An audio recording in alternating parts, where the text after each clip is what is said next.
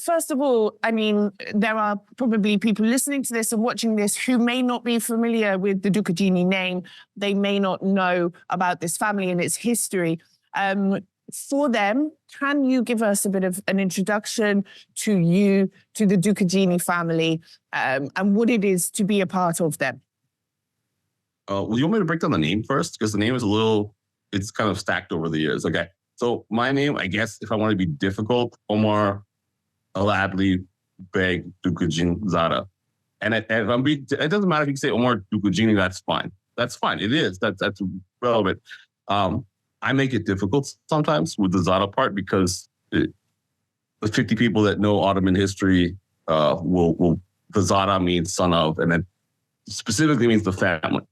Because the topographical area is named Dukagjini after the family. And, well, let's just go with that. So, because there are people in Albania that use the term Dukagjini to describe themselves. And then there's the Kanuni, which is the laws that are named after Prince Dukagjini. So the family is like any other family, a noble family, a normal family. The area is named after, historic Dukagjini is actually the Principality of Dukagjini, which extends from Shenzhen, where you're at right now, that area, all the way past Prizren, almost to Pristina, and up to Peja. That anybody in there is technically from historic Dukagjini. The people mostly nowadays in Albania that refer to themselves as from Dukagjini is from like the highlands or the mountains area. Old Dukagjini, there's Dukagjini. Those are the Fies or the clans that, the best way to describe them as when Lek took his army up into the mountains to fight till his last breath against the Ottomans, those were his men. Those were their families. They settled there, or at least that's kind of the story. And those are the people that still live there, the toughest up in the mountains. And then there are people that also call themselves Dukagjini, but they're actually north of any territory that we would ever have control. So they're outside of historic Principality of Dukagjini. North of that area, they were never really ruled by anybody. They would still refer to themselves as from Dukagjini because they follow the Kanuni. So they're really referring to the Kanuni. And that's the different variations. You grew up in the United States. Your family is from Syria, or was based in Syria. How can you explain a bit for our audience how you went, or your family lineage, this branch of your family went from sort of being where I am now to Aleppo and then to the US? Sure. So most people know, unfortunately, most people just know Lek Dukagjini, Lek III. His father, most people make the mistake of saying he was the legal age. It's his father and his father's cousin, Paul and Nicholas. So it goes Paul, Leka had two sons, Stefano and Nicholas. He sent them to Italy. He went up to the mountains to fight till dying breath. Both his sons at different times came back to try to start rebellions. Nicholas, the first time he came. Later on, much later on, Stefano did, both unsuccessful. Nicholas had two sons. Princ came back in 1501 with one of Skanderbeg's grandsons, and the two brothers and Skanderbeg's grandson, with the Venetian help, mercenaries, tried another attempt at. They went down to Duras. They made it about that far and kind of fizzled out. Venice didn't supply. Typical Venice didn't supply all the troops they said they would. They didn't supply the money, and they made a deal with the Ottomans. They kind of made peace with the Ottomans. They all three, let's say, converted to Islam. I don't know. They were grown men at the time, so for them to find God in that exact moment, that's questionable. But Princ became Ahmed Pasha, or at the time he wasn't Pasha. He was a beg, the hereditary version of beg, like Skanderbeg. It's just lord. He made a deal. Part of the deal was with the Treaty of Zadrima, which I think is, for Catholics in Zadrima, it's so important because that treaty actually lasted almost 300 years. Instead of Zadrima being having a pasha come in and rule it for the sultan. It was an endowment directly to the sultan. So they had to pay their taxes directly to the sultan, but they didn't get taxed as much. And the bishop was actually in charge in the position of the pasha. So, and there was other little things like part of the treaty was that Albanians were allowed to carry their arms when in trade, which is usually when it wasn't allowed, and then in front of Ottoman officials. So this is conjecture, but Albanians were known for having a full arsenal all throughout Ottoman history, and that wasn't really allowed in other ethnicities. There was also another provision in there that some trade deals with the merchants in Vlora, and which sounded really strange to me, except for part of the arrangement, again, this is a whole big thing, was a marriage to Bayezid II's granddaughter, Sultan Bayezid II's granddaughter. But so her mother was Aisha Sultan, the princess, daughter of Bayezid II. But her father was actually an Albanian admiral, Sinan Pasha. From that point, he went to Romania as the Pasha of Romania. That was his first position. Or Wallachia at the time, I think it was called. And then later Anatolia. He worked his way up to Grand Vizier. There's actually 4 levels of Vizier, third, second, and then Grand Vizier. By 1514, he was at the Battle of Calderon with 20,000 cavalry.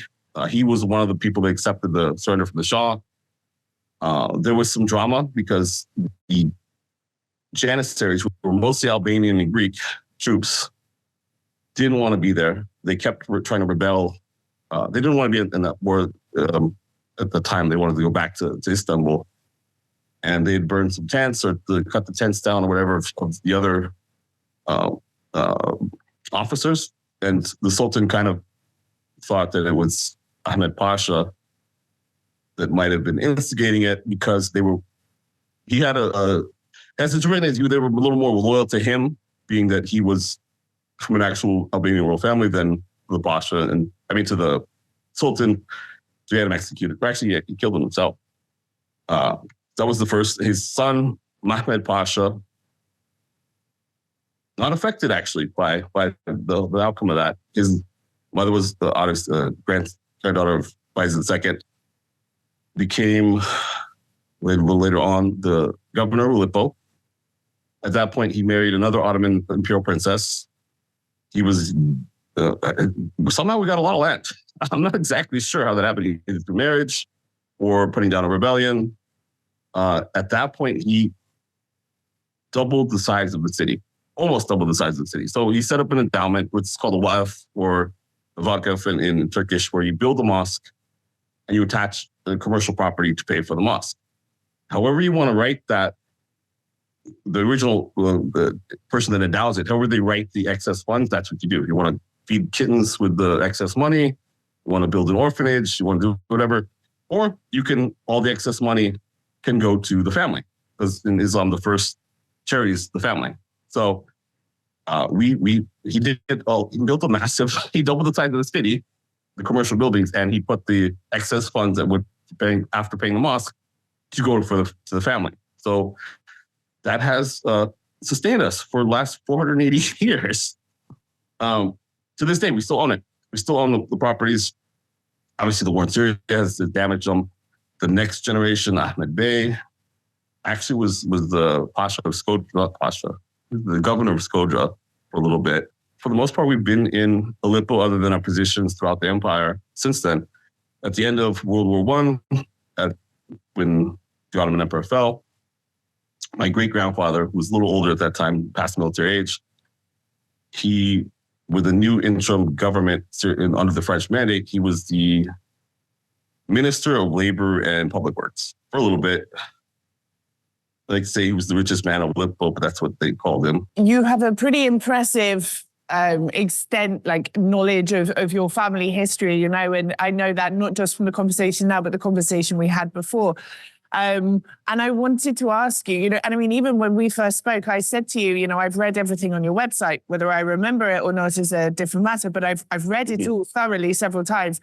And I remember you said you were surprised, and you said that even members of your family had not read it. Of course. And that leads me also to another point that, you know, Albanian people, in my view, are super patriotic and super proud of being Albanian and their history and things. But when it comes to actually researching and trying to find out more, they don't really seem to do that. And I just wondered what your perspective on that is and why you think they are not that interested in really going any deeper.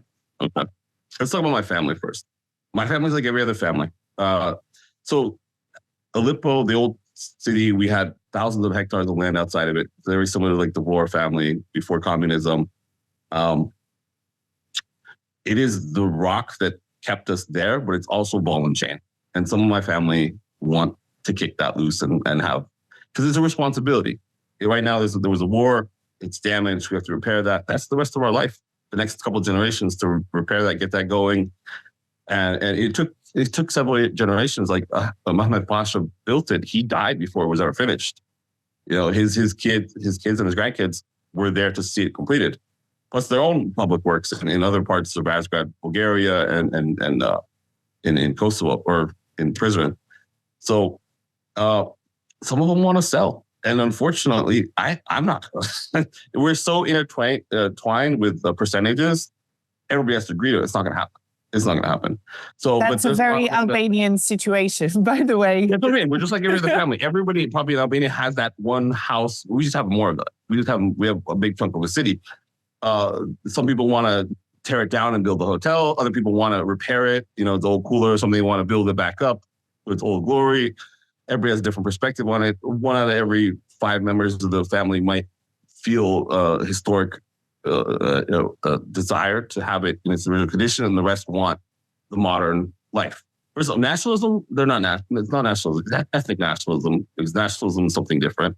Albania is too broken up to be nationalist. You can't say everybody just from that country. Ethnic nationalists, I really want to get into that, but it's a whole big conversation. Ethnic nationalism, it's a modern concept. Traditional Albanian rules on ethnic identity are very simple. Male line, bloodline, you are from your father's family. That's it. Ethnic nationalism was started in the 18th century by the German, really Prussian. And its sole intention was to move power away from the monarchy and the church. So to do that, they had to find another reason to create what's a state? What is it? What makes a people? And he came up with the idea that it's the language of the common people. So that whole intention was to move power away from the nobility. And that spread like cancer. That's when you had fascism. It was a precursor really to socialism as well. It was a slightly socialist movement. And that spread throughout Eastern Europe. You don't really have it in like America. You don't have, obviously there's too many different people. Zionism came out of that. Herzl was a big fan of it. Pan-Arab nationalism, Turkish nationalism came out of that, which is, pretty hardcore stuff. And that's what Albanians kind of have, but it does not fit with traditional Albanian traditionalism. It doesn't really mesh. Because it's hard to, when you take modern political concepts and try to superimpose them on history, they don't work. That's why I think people have trouble reading. If you objectively, like you weren't involved you weren't Albanian, you read Albanian history, you're fine. You have no problem reading Albanian history. I'll give you an example why. One is Albanians are going to take sides. And you can't take sides with Albanian history because it's the same people fighting each other in a lot of situations. I'll give you an example. So around like his generation, there's a report from, I think it was a Venetian priest from Skodra. Skodra was part of Venice at the time. And it was pretty much just, who came in and invaded and burned the place down? It's just waves of different people. The Bronxovich family, the Serbians came and they burned the villages. They took the people, they took the livestock, right? Lord Nicholas Dukagjini came, burned the villages, killed the people, took the livestock. Another Serbian came in to Princ Omar Dukagjini, which is the other brother of came in, and Albanians will read that and go, how? Those are other fellow Albanians. It's a different state. It's a different country. That concept doesn't. But if Albanians are reading Italian history, which were also city-states, they were separate states, and the Venetians and whatever next to them, the Sicilians, that's really far away. We're fighting each other. Oh, that's war. That happens. So if you're taking modern ethnic nationalism and you're going, okay, well, we're going to superimpose that on principalities, and you have the Bolsha family and the Muzaka and the Ernati I want to say the closest ones are the Dukagjini and Castrati, but we really didn't fight each other like that. We were actually pretty close. Even when we weren't agreeing, we didn't do that to each other. But us and the Bolsha, it's violence across Albanian violence. And that's normal in that era of history. And if you take modern nationalism and you take that and you superimpose that, Serbians did it to each other too. The Serbs did it. That's just the Balkans. That's just the medieval era that happened in England with the different hordes. They fought each other for power. Even if you go in the Ottoman era, the different fees, the different clans in Albania, they fought each other for land. That fits the traditional Albanian traditionalism is micro to macro. There is no individualism. The first unit is your family. That's the most important. Nationalism, not such a big deal. It's there. But it's your family, your extended family, your community, your nation, whatever that is. That could be, if you have a separate, and then all Albanian people, and then maybe the world. So but it comes in an order. I'm curious, I understand what you're saying, but I know there's a lot of people who are going to not agree with what you're saying. There's that saying, the only religion of Albanians is Albanians. This concept of being Albanian, what is that to you? Do you consider yourself an Albanian in any definition of the word? In the traditional ethic, traditionalism, Albanian traditional, absolutely, yeah. Male bloodline, my family's kept the identity the whole time, absolutely. If you say nationalism, I'm not a citizen of Albania. I could get citizenship.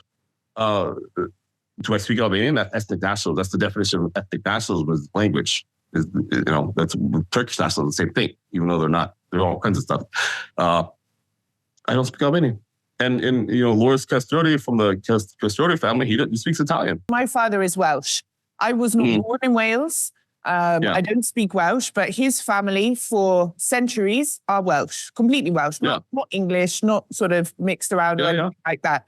So therefore, there are some people that would say, well, you weren't born there and you don't speak the language, so you can't call yourself Welsh.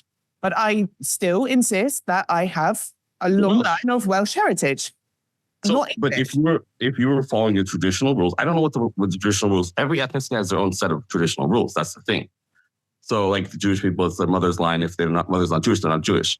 So you have to follow whatever the traditional.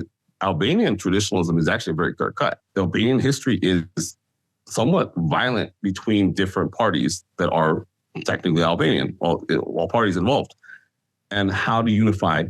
That was the thing. They were facing the country breaking up. It was under the Ottoman Empire, but they were facing it being dissolved into Greece, into Serbia, and possibly Italy. So how do you get the people to unify? And that was what they were coming up with. That is to create a central figure, national hero, Skanderbeg, and kind of model it around ethnic nationalism, which was the concept of the time anyways, for a lot of places throughout Europe. So, and it kind of works. It kind of works. It comes up with a short list of problems.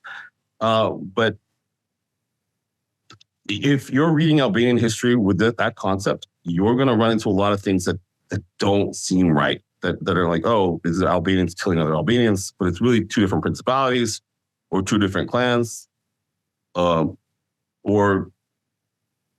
like even the Ottomans coming in, that was the Bolsha versus the Topoli family.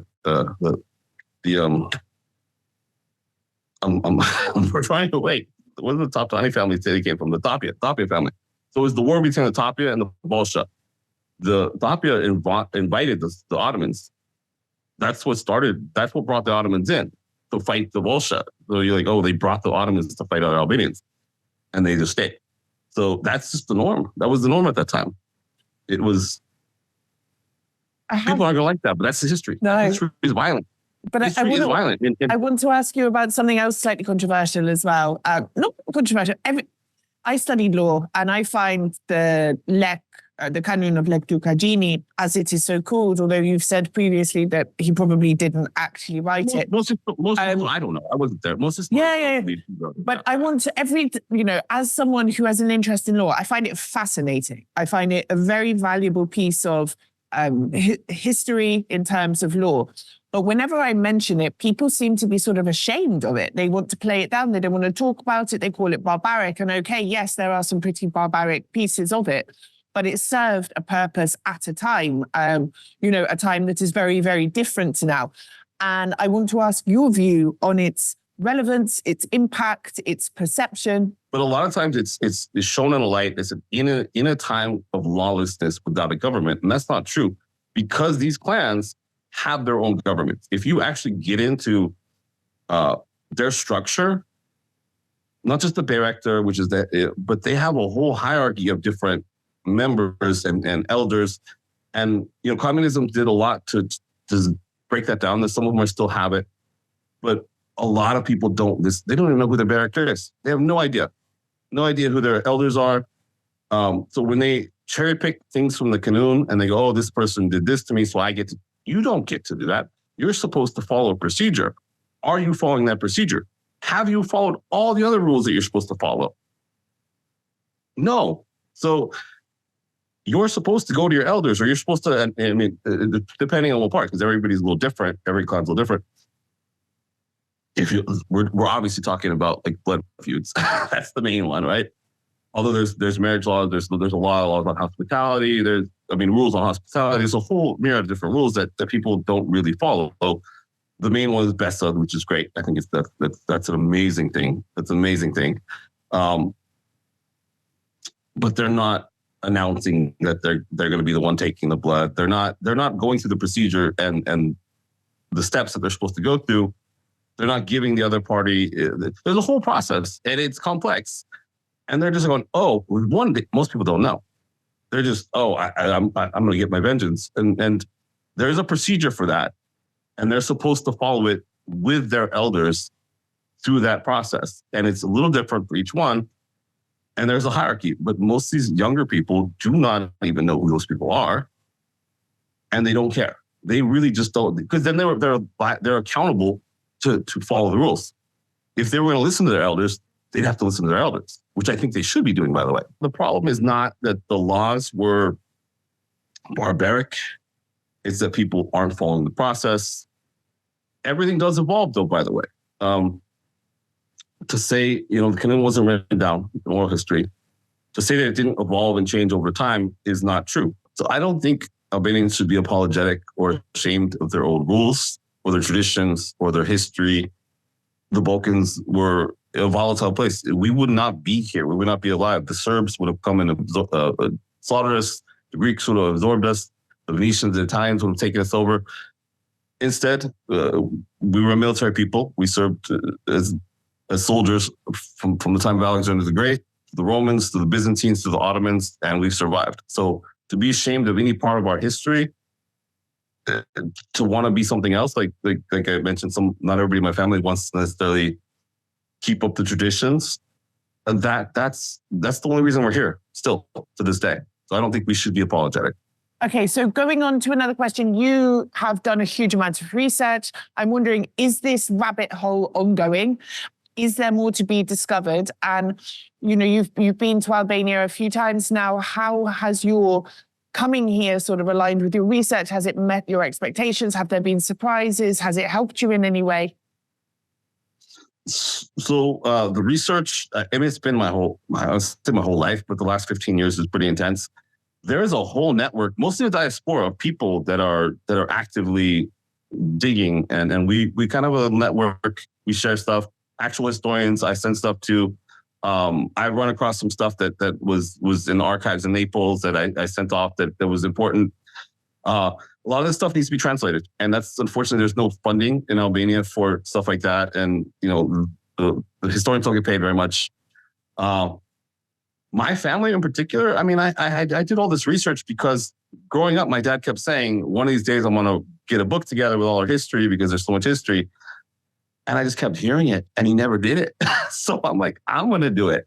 And I spent, 15 years doing it with a lot of help from a lot of people all over the world, really. Albanians that helped and put this together. I like the website. I didn't write a single piece of that. I helped with the research. An actual anthropologist wrote all that stuff. But it's academically kind of dry. I would have probably embellished some of the stuff, made it more of a story. But no, it's academically sound because an academic wrote it. I'm going to continue to read because I like to read. I read 6 books at a time. I'm constant. I love history. I've moved on, and so I'm learning a lot about the northern Fees, the northern tribes, the complexities of them. I'm learning more modern Albanian history and the history of the countries around it. You cannot learn Albanian history without learning the surrounding countries because it's all kind of written in medieval Italian, Latin, Ottoman Turkish. Nobody ever looks at the Ottoman Turkish records. The Vatican has a lot of stuff that's still got to be uncovered. But for my family in particular, I mean, I've kind of covered everything. I can get into the nitty gritty, the boring stuff, because not every generation has an exciting life. I can document all their, they were a notary or something, or they just were wealthy because they collected the rent and they did nothing. I could put their name down. That's fine. I don't want that to be the rest of my life. But I love history. I definitely want to contribute to more of that. There are the Castroti family are still around there. They live in Italy, Italy. Loris Castrota Skanderbeg is the head of that family. They're now called the Castrota Skanderbeg family. I've talked to them. The Muzaka, the Muzaccio family in Italy. The Bolsh family in Bulgaria. No, Romania. I'm sorry, Romania. I always mix those two up. I haven't talked to those. And my trips to Albania, they're busy, because I don't stay in the same place. And I never just go to Albania. I go to Albania and Kosovo. They're the same thing to me. This is the north. Every day I'm in a different city usually. And I've been trying to meet anybody that messages me that if we can fit them in, I'll stop by and I'll have coffee with them or talk. Usually they talk about their family, that's great. I get to learn a little bit about everybody. But I've been also meeting with, I met with the Vlora family a couple trips ago. They invited me down there. I met with one of the John Michael family in Merdita. I met with one of the Top Tani. I've met with I talked to a couple different directors from different fees. The Begoli family, I've met with quite a few of them in Peja. And I've been, through this, I've kind of, there's no organization with all the old families, the Ottoman era and previously. And I've kind of come to the conclusion, that maybe we should get everybody together and create some sort of council or with the barracks from the Northern Fees and all the historic families from medieval history all throughout the Ottoman era to the modern times, because nobody's recording this stuff. Nobody's keeping track of this stuff. The modern government does not care about this stuff. The Northern Fees, their history, if they don't write it down, it's going to be lost. There needs to be some sort of interaction with all these different groups that, given the way Albania is, with diasporas all over the world, they're spreading apart. We're spreading more further and further apart. There's less and less connection, and there needs to be a coming back to some sort of something central. And I feel, at least on my part, it's maybe getting some of these different families to talk to each other, because I've been bouncing around talking to different ones, and they all kind of have the same kind of. They're talking about the same stuff. They're just not talking to each other. There are some people, and I'm going to play devil's advocate here. I know, I read comments about the prince here and things like that. And they're like, there is this train of thought. And this is coming from the UK as well, where we have our monarchy in a very ingrained class system. And there is this train of thought, leave this sort of family structure in history, history, okay, report it, but no one is better than anyone else because of their family or their blood. This is something, coming from the UK that I hear a lot as well. And I hear it mentioned in relation to the prince here. And I just wondered, this council, are people not going to sort of say, oh gosh, they're going to plot to take over? Why are they more important than us? How do you counter this? Why would the government say it's political? Why would, if we can't get together and record our histories and interact with each other, that doesn't make sense. I mean, who said it's anything political? And by the way, Lek is the only one that when I offered him, I told him this, he said he wants nothing to do with it. So everybody else has been on board. So, I'm not gonna say anything else about that. But it's not you're planning to take over. It's I'm not the guy. It's in history. I don't even speak Albanian. Nobody's going to accept me as they're still going to look at me as an outsider, regardless of my family bloodline. I talked to the Begoli family. I know the Bushati family and them have old. They're not talking to each other. You know, Shala doesn't talk to the Begoli. I've talked to the Shala. I've talked to. Well, why don't we just get everybody together? Because I, for the most part, can talk between everybody. That my family hasn't been there. We have no animosity with anybody, and vice versa. And by the way, when I talk to these families, they have the same complaints. They all feel like the modern government is leaving them out of the history books. All the stuff they did for Albanian history, for Albanian people, is being ignored. They're left out of it. So, you know, if the government's going to say, oh, that could be political, and labor unions can be political. Any group of people getting together and voting in the same way can be political. But can you imagine of being getting together and agreeing on anything? No, that's not going to happen. Just get them together and argue for a little bit, and maybe, you know, it's to preserve the history, it's to preserve traditions, it's to preserve the concept. There was the Council of Dukagjini, which is the 1950s, which was to actually rebel, but it's just the northern tribes to rebel against the communists. Before that, it was the League of Prison, over 100 years ago. That's just traditional Albanian rules are councils where people, representative comes from different families to meet and talk. And that's how things used to be done for thousands of years. And it just hasn't been done. And mostly because, you know, communist era kind of restricted that sort of thing. We don't have those restrictions anymore. And it wouldn't just be Albanians. There's Albanians in Italy, in all the surrounding countries, in Turkey.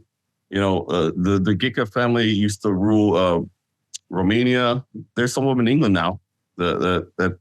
These are all influential historical Albanian families that should be included in some sort of, and not just, you know, the upper echelon. There's a strata of local leaders and families that have, you know, held it together for the local communities, and they should all be included.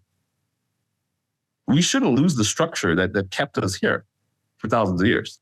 Not everybody is privileged enough to keep their history. You have to be kind of in a position of power or wealth for history to record you. That's just the way it is. Land records, tax records, that sort of thing. So it used to be that these families were the pillar that all the surrounding families said, I'm one with them and they've been here forever, so I'm here forever. Kosovo was disputed. Try to explain the Albanian presence before the Ottoman era without bringing up the families that ruled, the Albanian families that ruled there. The Serbs claim our family too. The Serbs claim the Kastroti, they claim the Bolsha, they claim my family. If we're not here to say we're not Serbian, we're Albanian, who's to say? It's the Albanian word versus the Serbian word. So I think that's important, at least as a novelty. It's a part of a foundation stone that's set, that shows that the presence has been there for a very long time.